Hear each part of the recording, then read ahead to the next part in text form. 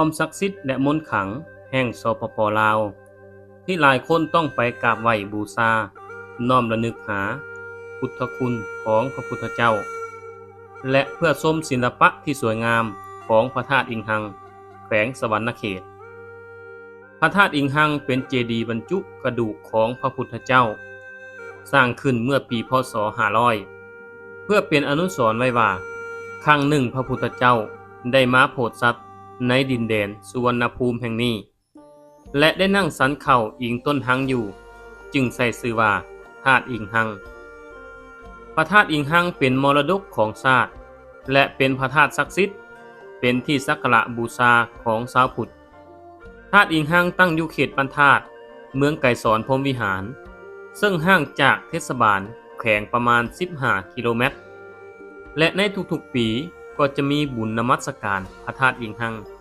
ในมื้อขึ้น13 14 15ค่ำของเดือน3เพ็ง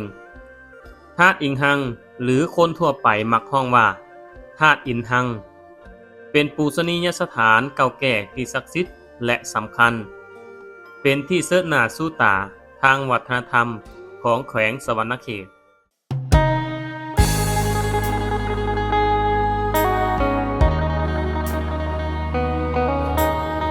กับทักทายสบายดีและสวัสดีพ่อแม่พี่น้องทุกท่านนะยินดีต้อนรับเข้าสู่ช่องบ่าวพรนอนหน้าทุกคนทุกคนตอนนี้บ่าวพรก็ได้มาฮอดห้องเช็ดไปที่เรียบร้อยแล้วได้กะสิพากันไปกินข้าวกินน้ำนะทุกคนเลยตอนนี้กันเวลา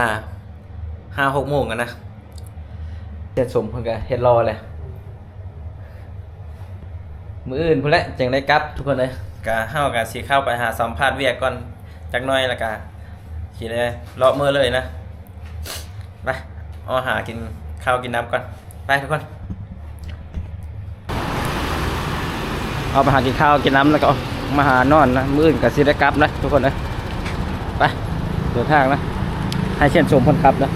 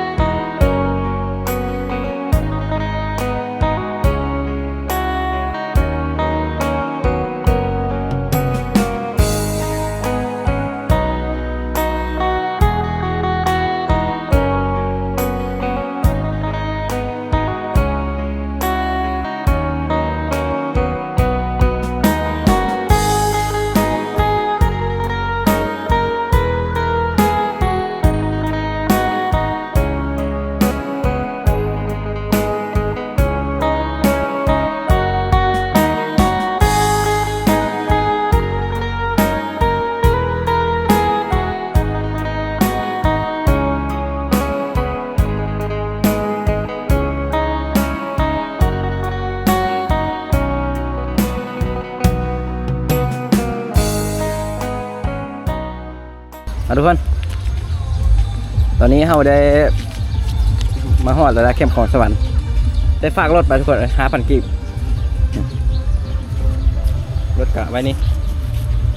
ก็สิประมาณนี้นะก็หาอย่างเลาะนะเส้นสมพลพาเลาะเนี่ย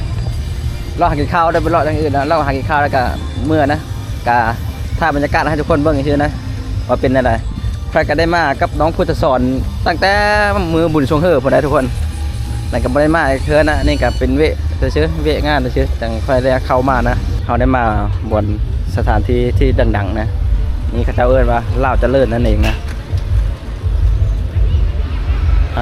ไปหานั่งชิวๆนั่งชิวนั่งกินเข้าไปเลาะเมืองนะเป็นอะไรโอ้มาแบบนี้เลยคิดเห็นน้องพุทธสอนเพิ่นบ่ได้มานำนะโอกาสหน้าเด้อน้องพุทธสอนเด้อโอกาสหน้าแล้วจังมาเด้อแล้วมื้อหน้าสิพามาเด้ออย่าซบจุนชมง้อนะ แล้วมื้อหน้าจังพามาใส่ ซื้อยังเฮ้ยซื้อยังฮะกี่ตามเนาะเขาก็ได้สั่งไปเลยนะ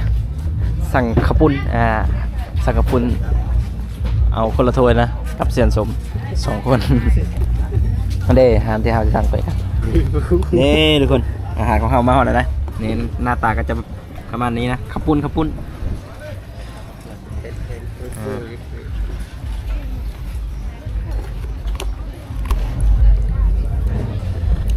มาทุกคนกินข้าวปุ้นนำกันนะข้าวปุ้นคล้ายๆคือเฝอนะแล้วเขาเรียกอะไรได้นี่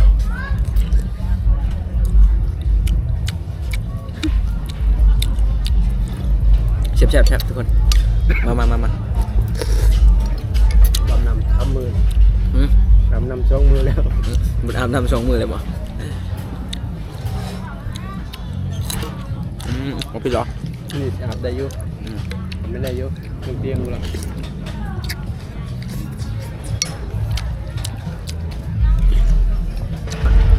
ครับเว้ยอะไรโอ้คำมีใหญ่เลยเพื่อนนะลูกโบ้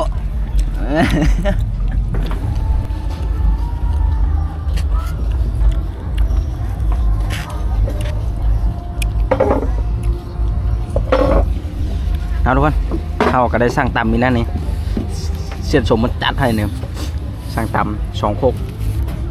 มาทุกคนกำลังแซ่บในตอนนี้นะ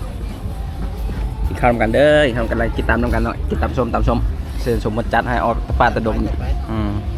เงินขายไม้เบิดมาแต่ออกมาเลย อินฟูอันกาลสิน มันอาบน้ำใน2 มือแล้ว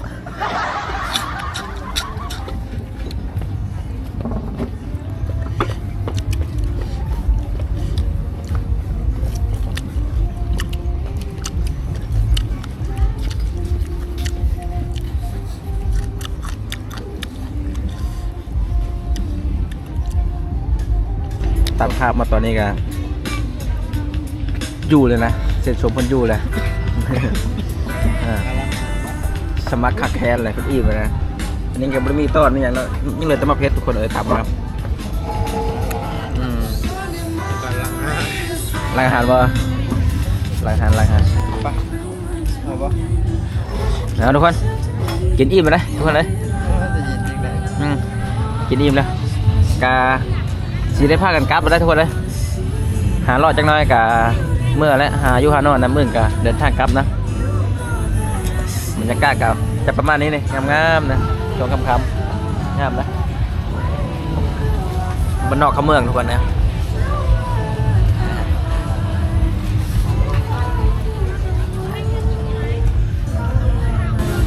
สิพาทุกคนยังรอบบนแคมป์ของช่วงแรงๆช่วงค่ำๆนะบรรยากาศดีๆนะทุกคนนะไป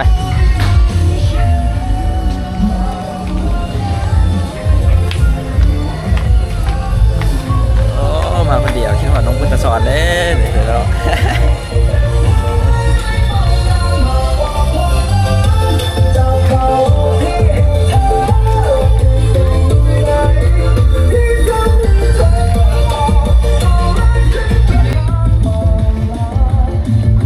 บรรยากาศแคมป์ของช่วงแรกๆทุกคนนี่โอ้ช่วงที่ตะเวนจะตกนี่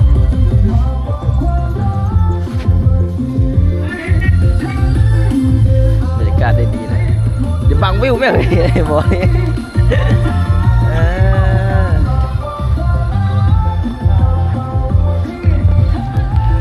อันนี้นะเป็นฝั่งไทยเป็นมุกดาหารที่คอยข้ามมาเมื่อกี้นะทุกคนเอาขึ้นมาแต่เข้มขอเลยได้ทุกคน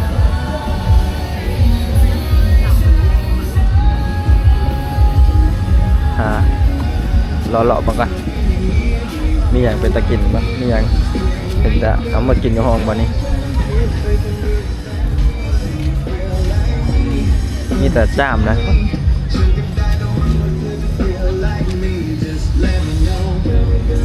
อันนี้เป็นมื้อธรรมดาบางคนเลยโบราณทุกคนเลย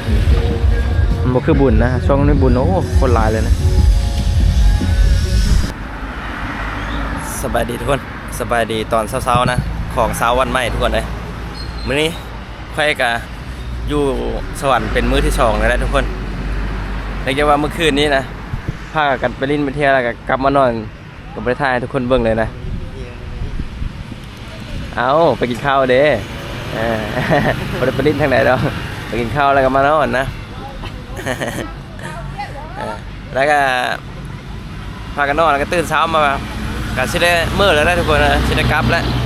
ก่อนเฮาสิมื้อก็ว่าสิไปแวะเบิ่งอันน่ะไปแวะกราบไหว้บูชาวัดพระธาตุอิหังก่อนนะจังน้อยเพราะว่ามันติดกับทางเมื่อเลยทุกคนเลยตอนนี้เฮาก็ได้แวะกินข้าวกินน้ำก่อนแล้วจังค่อยออกไปนะไปกินข้าวกินน้ำก่อน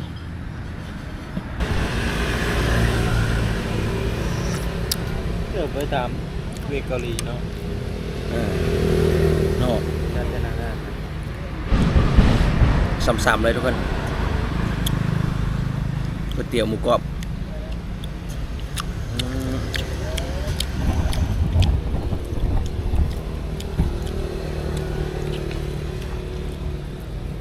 มานั่งถามเนาะ ฮะ มานั่งถาม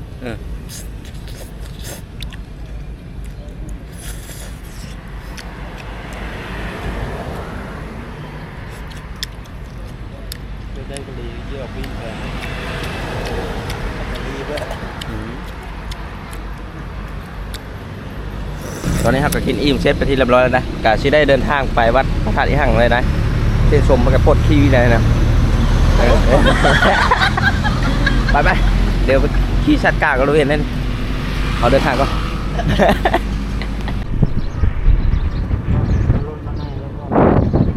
เราเข้าได้หมดแล้วได้เคยเอาเข้าอยู่เอาทุกคนตอนนี้เราก็ได้ฮอดแล้วได้ทุกคนนะรถเก่าเข้าไว้อยู่ไหนพี่เลยนะเดี๋ยวอาจจะประมาณนี้นะกาสิไปซื้อขันมะเบ่งปะ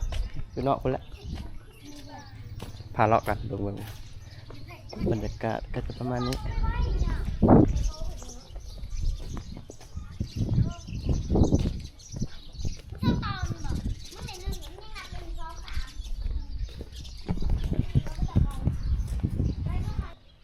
นี่ทุกคนไปซะชาวเมืองวิระบุรียินดีต้อนรับอันนี้เป็นช่วงที่งานบุญเมื่อกี้นะทุกคนของชาวเมืองวิระบุรีนี่เป็นแทงคำนี่เป็นพระธาตุนางเล่าช่วงบุญเมื่อกี้นะเพิ่นมีปลายอย่างนั้นมาเพราะว่าแต่ละเมืองนะไปอันนี้เป็นพระลายเรียงรายกันสำราบอยู่ได้ทุกคน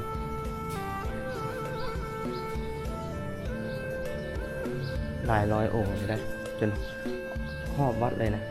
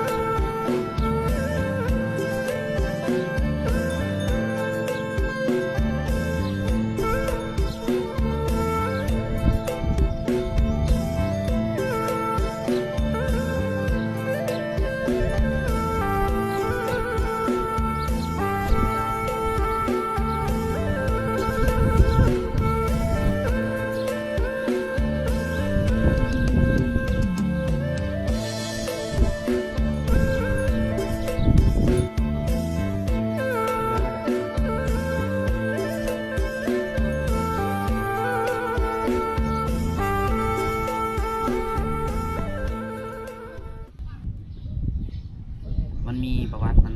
หลายอย่างประวัติเรามาหลายอย่างสร้างปีพศ300ปัจจุบันนี่ก็ผ่านมาก็2,000 กว่าปีเลยนี่2,400 ปี 2,400 ปีโอ้ เป็นหยังจังว่าพระธาตุอิงหังสมัยพระพุทธกาลสมัยพระพุทธเจ้ายังมีชีวิตอยู่เพิ่นธุดงค์มานี่เพิ่นธุดงค์มาเพิ่นบิณฑบาตมาเพิ่นธุดงค์มาเพิ่นมานั่งสันเขาอยู่นี่ อ๋อ มาแล้วเพิ่นนั่งอิงกกหัง อ่า เพิ่นนั่งอิงกกหังสันเขา เลย เพิ่นก็เลยชี้จุดให้สร้างพระธาตุอยู่นี่สร้างพระธาตุอยู่นี่เลยให้เอิ้นว่าพระธาตุอิงหัง อันตอนแรกๆน่ะมันน้อยบ่หรือว่ามันใหญ่ ตอนแรกๆนั้นใครคือโพน อ๋อคล้ายๆคือว่าทางแยกบ่จากซันซีแม่นบ่ แต่ว่าตะกี้นะมันเป็นคล้ายๆแบบ มันมีทางเรือทางเกียนตะกี้นะทางเกียนทางเที่ยวสูงเป็นทางเกียนตะกี้ เลย มันมีทางผ่านอยู่แล้วนะเพิ่นก็เลยชี้จุดให้สร้างอยู่นี้ตะกี้นะใครคือโพนก็เอาแบบหีบสมบอกสมบัติของตนญาติโยมของชาวบ้านนั่นแหละผู้ใดศรัทธาเอามาแล้วก็มาขุดคุ้มตะกี้เป็นคุ้ม เลย ขุดคุ้มลงแล้วก็ฝังเพชรฝังพลอยฝังเงินฝังคำอิหยังต่างๆ สิ่งที่มีค่าอันนี้เพิ่นเอิ้นกรมเรียนนี่กรมเรียนอันหยังกระแพงแก้วเด้เพิ่นเอิ้นตัวที่อ้อมพระธาตุไว้เป็นกระแพงแก้วเพิ่นเอิ้น อ๋อ หลังจากวิทย์กำแพงนี่เข้าไปอยู่ในพื้นน่ะมีแต่พระเบิดเด้แม่นเป็นพระกุพระเก่าพระแก่ผู้ใดมานำหลังบ่ทันแล้วก็โยนเข้าไปแล้วดินถมผู้ใดมาบ่ทันตะกี้เพิ่นเลยเอิ้นพระธาตุอิงหังก็คือพระธาตุอันนี้พระธาตุโพนเป็นหยังเพิ่นจะเอิ้นพระธาตุโพนพระพุทธเจ้าสันเขาอยู่แล้วเพิ่นก็ย่างธุดงค์ไปหันแล้วมีพระอินทร์พระพรหมนี่มันนิมิตเป็นห้องน้ำให้พระพุทธเจ้าเขาไปทายอยู่หันไปทายนักอยู่หัน เลย เอิ้นธาตุโพนก็คือโพนของพระพุทธเจ้าเป็นโพนเงินโพนคำเป็นธาตุโพน เลย เป็นนั่นน่ะ ความเป็นมาเนาะ แม่น นี่ก็เป็นความรู้ใหม่แล้วทุกคนมาเราก็ได้มาผูกแขนนะผูกแขนนะจะประมาณนี้นะกะสิได้เดินทางกลับแล้วได้บันนี้ทุกคนเลยขอพรขออย่างจะเรียบร้อยมาแล้วกะเดินทางกลับแล้วได้ทุกคนเอ้าคลิปนี้กะผู้ยังหลายทุกคนเลยกะสิได้ฝากไว้ชั้นนี้นะคลิปหน้าพบพอกันใหม่ทุกคนสำหรับคลิปนี้กะบ๊ายบายทุกคน